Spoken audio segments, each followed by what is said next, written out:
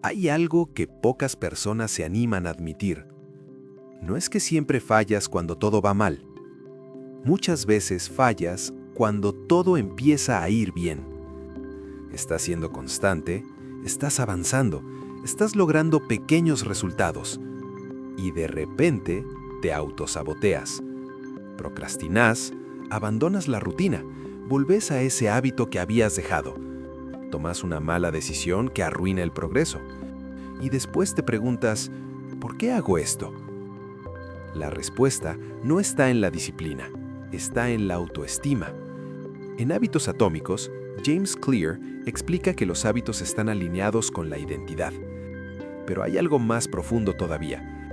Los hábitos también están alineados con el nivel de merecimiento que sentís. Tu vida no supera tu autoimagen. Podés tener metas grandes, podés tener talento, podés tener disciplina temporal. Pero si en el fondo crees que no mereces ese éxito, vas a encontrar la manera de perderlo. Es inconsciente. Tu mente busca coherencia interna, y si el progreso contradice la imagen que tenés de vos mismo, vas a sabotearlo para volver a lo familiar. No porque quieras fracasar, sino porque lo conocido se siente seguro. El ciclo invisible del autosabotaje. Funciona así. Empiezas un buen hábito, progresas, te sientes incómodo con el nuevo nivel, dudas de vos, te autosaboteas, confirmas la creencia antigua. No soy constante, y el ciclo se repite. No es falta de capacidad, es una identidad que no fue actualizada. El miedo al éxito del que nadie habla. El fracaso duele, pero el éxito asusta, porque crecer implica cambiar, y cambiar implica perder la versión antigua de vos.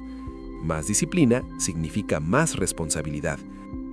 Más resultados significan más expectativas. Más avance significa menos excusas, y eso incomoda. A veces prefieres el límite conocido antes que la expansión incierta. Autoestima baja, hábitos inestables. Si tu autoestima es frágil, buscas validación externa, te castigas por errores mínimos, confundes recaída con identidad. Te hablas peor que a cualquier otra persona. Y entonces, cuando algo empieza a salir bien, una voz interna susurra: no es para vos, no lo vas a sostener, esto es suerte.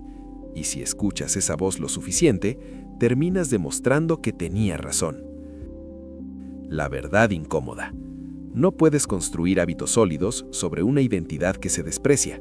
La disciplina sin autoestima termina en agotamiento. La constancia sin autocompasión termina en abandono. No se trata solo de repetir acciones, se trata de cambiar la relación que tenés con vos mismo.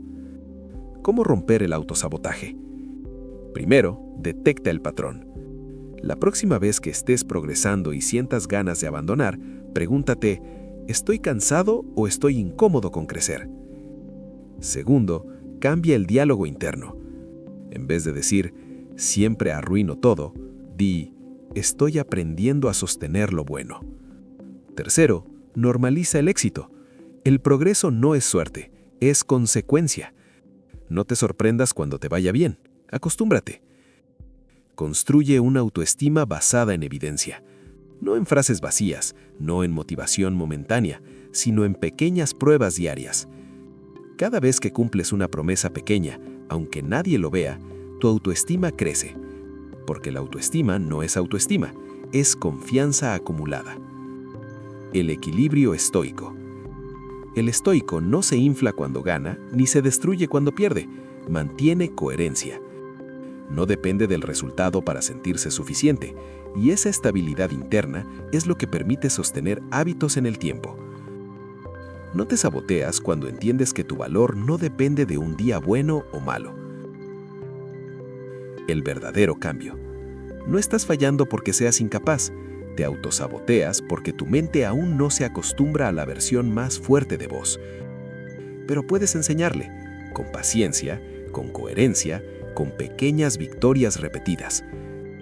No necesitas convertirte en alguien nuevo de golpe, solo necesitas dejar de atacar a la persona que está intentando crecer.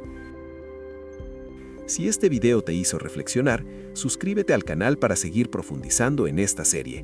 Deja tu like si alguna vez sentiste que te saboteabas cuando todo iba bien, y escribe en los comentarios: estoy aprendiendo a sostener lo bueno, porque sostener lo bueno también es un hábito, y quizás ese sea el más difícil de todos.